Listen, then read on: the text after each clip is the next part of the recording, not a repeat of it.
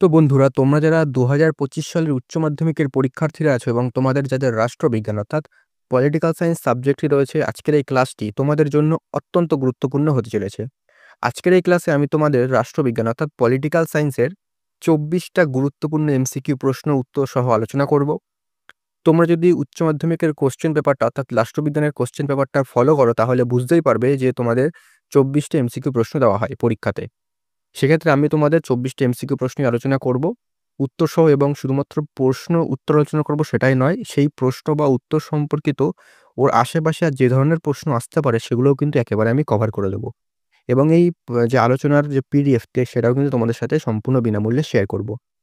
তার সাথে বলে রেখে, এটা কিন্তু তোমাদের আলোচনার প্রথম সেট অর্থাৎ ২৪টা প্রশ্নের প্রথম সেট। এভাবেই কিন্তু আমি অনেকগুলো সেট নিয়ে আলোচনা করব, অর্থাৎ অনেকগুলো ক্লাস করাবো এমসিকিউ প্রশ্নের। তোমরা জানো কিন্তু উচ্চ মাধ্যমিকে এমসিকিউ প্রশ্নের কিন্তু ওয়েটেজটা অনেকটাই বেশি থাকে। সেক্ষেত্রে এমসিকিউ বা এসিকিউ প্রশ্ন তোমাদের কিন্তু আলাদাভাবে একটু ভালো করে প্র্যাকটিস করতে হয়। আর আমি বলছি, তোমরা যদি আমি যে ক্লাসগুলো করাচ্ছি সেই ক্লাসগুলো যদি রেগুলার করো, আমি যে অনেকগুলো ক্লাস নিয়ে আসবো এমসিকিউর আর এসিকিউর, তোমরা যদি রেগুলার এই ক্লাসগুলো করো, তাহলে কিন্তু আমি তোমাদের গ্যারান্টি দিয়ে বলছি তোমরা এমসিকিউতে উচ্চ মাধ্যমিকের এই বছরের ফাইনাল পরীক্ষাতে অনেক নাম্বার তুলতে পারবে। আমি যে সেটগুলো করাচ্ছি ওগুলো ভালো করে করো। সেই সেটগুলোর যে প্রশ্ন সেগুলো কিন্তু সব পর্ষদের নমুনা প্রশ্ন। আর এগুলো বিগত বছরে কিন্তু অন্যান্য স্কুলের টেস্ট পরীক্ষা অথবা ফাইনাল পরীক্ষাতে এসছে। আর আমি কিন্তু ওর আশেপাশেও যে সমস্ত প্রশ্ন হতে পারে সেগুলো একেবারে আলোচনা করব। তোমরা যদি আলোচনাটা দেখো বা ক্লাসটা পুরোটা করো, তাহলেই বুঝতে পারবে যে ক্লাসটা কতটা গুরুত্বপূর্ণ। আর আজকে আমি রাষ্ট্রবিজ্ঞানের পরবর্তীতে তোমাদের ইতিহাস, বাংলার আমি অবশ্যই তোমাদের গল্প এবং কবিতা থেকে আলাদাভাবে দেবো কোয়েশ্চেন। আর ইতিহাসে কিন্তু এভাবে মিক্সড কোশ্চেন দেবো, অর্থাৎ যে সমস্ত অধ্যায় থেকে তোমাদের শর্ট কোশ্চেন দেওয়া হয়, সমস্ত অধ্যায় থেকে কিছু কিছু গুরুত্বপূর্ণ প্রশ্ন নিয়ে তোমাদের কিন্তু আলোচনা করব। আর তোমরা রাষ্ট্রবিজ্ঞান আজকে যে ক্লাসে সেটা সম্পূর্ণ দেখো, এবং পিডিএফ কি করে পাবে তার জন্য কিন্তু সম্পূর্ণ দেখতে হবে। ভিডিওতেই বলে দেবো তোমরা পিডিএফটা কি করে সংগ্রহ করতে পারবে। তো শুরু করছি, দেখো। তো দেখো, প্রথম প্রশ্ন, তাশখন্দ চুক্তির মাধ্যমে অবসান হয়। আমি এটা অপশনভাবে রেখেছিলাম, ভেবেছিলাম তোমাদের মক টেস্ট আকারে নেব। তারপর দেখলাম না, প্রথমে আলোচনা করা হয়ে যাবে প্রত্যেকটা সেট, তারপরে কিন্তু তোমাদের মক টেস্ট কিন্তু এই প্রশ্ন থেকেই পরবর্তীতে নেব। ক্লিয়ার? তো দেখো, প্রথম প্রশ্ন, তাশখন্দ চুক্তির মাধ্যমে অবসান হয়। এখানে উত্তর হবে অপশন নাম্বার বি, ভারত ও পাক যুদ্ধের মাধ্যমে। আর জিনিস মনে রাখবে, তাশখন্দ চুক্তি কবে হয়? ১৯৬৬ সালের ১০ই জানুয়ারি। ১০ই জানুয়ারিটা নাও দিতে পারে, শুধুমাত্র সালটাও জিজ্ঞেস করতে পারে যে কবে হতে পারে, কবে হয়েছিল। উত্তর হবে ১৯৬৬ সালে। পরবর্তী প্রশ্ন, সার্কের সদস্য রাষ্ট্রগুলির মধ্যে সর্ববৃহৎ অর্থাৎ সবচেয়ে বড় রাষ্ট্র কোনটা? উত্তর হবে ভারত। এখানে সার্ক সম্বন্ধে কিছু কিছু প্রশ্ন যেটা দেওয়া হতে পারে, যেগুলো সার্ক হচ্ছে ১৯৮৫ সালের ৮ই ডিসেম্বর তৈরি হয়। সালটাই জিজ্ঞেস করবে, তারিখটা জিজ্ঞেস করবে না। আর এটা জিজ্ঞেস করতে পারে কোথায় তৈরি হয়, উত্তর হবে বাংলাদেশ সদর দপ্তর। এবং সার্কের বর্তমান সদস্য সংখ্যা জিজ্ঞেস করতে পারে, সেটা হচ্ছে ৮টি।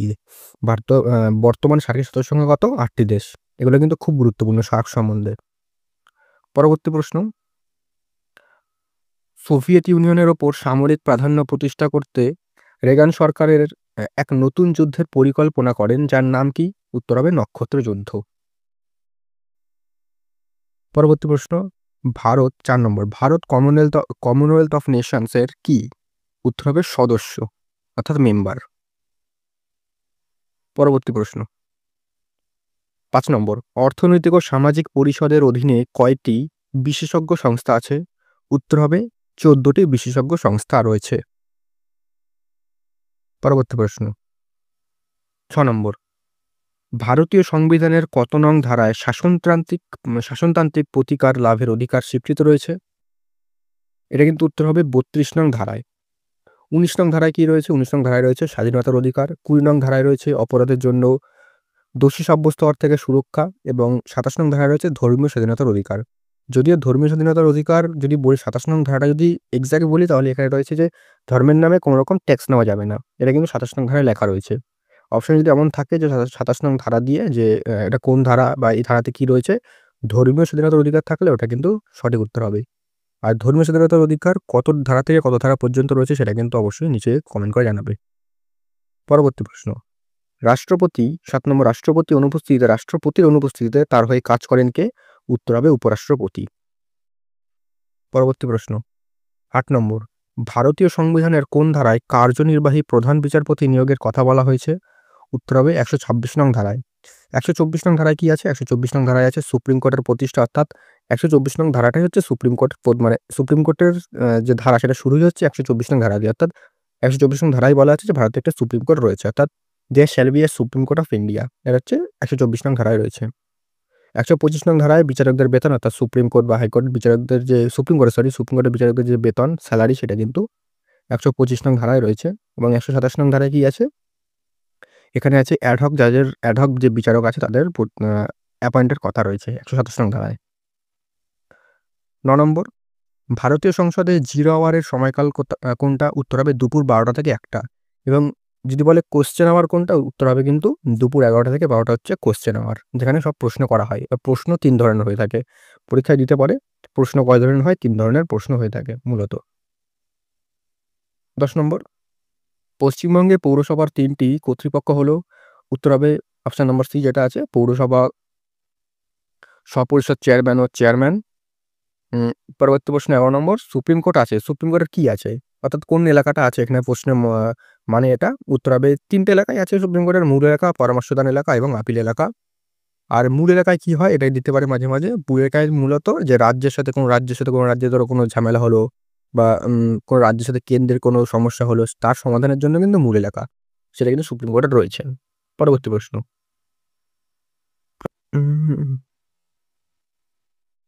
12 নম্বর, ৭৪তম সংবিধান সংশোধনীর যে আইন প্রণীত হয়েছিল কবে? উত্তর হবে 1992 সালে।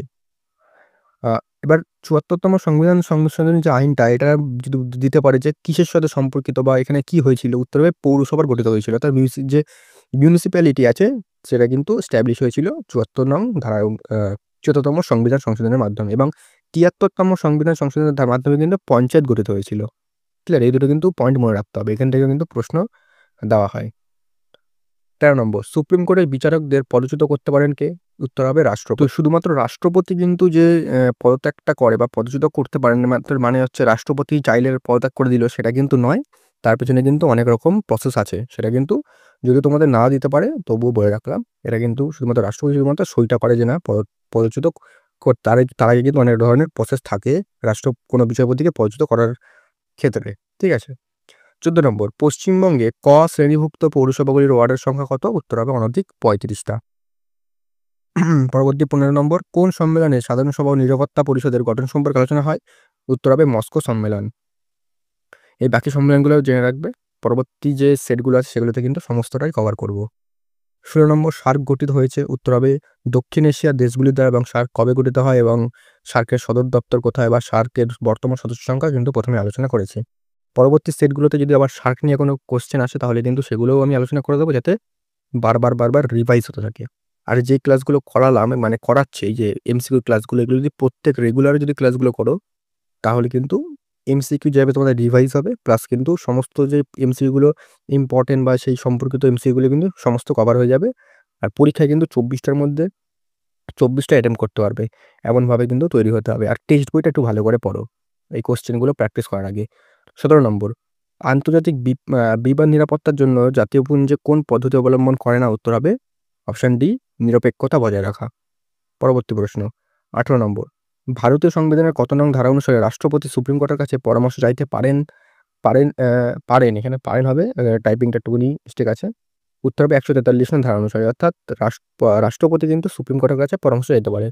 তবে একটা কথা বলে রাখি যে রাষ্ট্রপতিরা সুপ্রিম কোর্টের কাছে পরামর্শ চাইলো এবং সুপ্রিম কোর্ট পরামর্শ দিল, কিন্তু রাষ্ট্রপতি সেটা মানতে হবেই এমন কোনো কথা নেই। তো সেটা রাষ্ট্রপতির ব্যাপার যে মানবে কি মানবে না। চাইতে পারে, সেটা হচ্ছে 143 নং ধারায় রয়েছে। আর এই বাকি ধারাগুলো কিন্তু আমি অন্যান্য যে সেটগুলো আছে সেখানে আমি আলোচনা করে দেবো, কভার করে দেবো সবকিছুই। 19 নম্বর প্রশ্ন, ভারতের বর্তমান রাষ্ট্রপতিকে? আমি একটা অপশান রাখিনি, উত্তর বলবো না, তোমরা কিন্তু অবশ্যই কমেন্ট করবে। ভারতের বর্তমান অর্থাৎ প্রেজেন্ট যে প্রেসিডেন্ট তার নাম কি? ভালো করে কিন্তু এটা কিন্তু অবশ্যই জানা তোমাদের অত্যন্ত জরুরি। পরবর্তী প্রশ্ন 20 নম্বর, হাইকোর্টের বিচারের কোন এলাকা নেই? উত্তর হবে পরামর্শদার এলাকা কিন্তু হাইকোর্টের নেই। এবং হাইকোর্টের যদি বলে কত নং ধারায় হাইকোর্টের কথা বলা হয়েছে? উত্তর হবে 214 নং ধারায় হাইকোর্টের কথা বলা হয়েছে। পরবর্তী প্রশ্ন 21 নম্বর, জাতিপুঞ্জের কোন বিভাগ সনদ সংশোধন করতে পারে? উত্তর হবে সাধারণ সভা। পরবর্তী প্রশ্ন, ভারতের নো ফার্স্ট স্ট্রাইকের পরমাণু নীতির প্রধান রূপকার কোন প্রধানমন্ত্রী? উত্তর হবে অটল বিহারী বাজপেয়ী।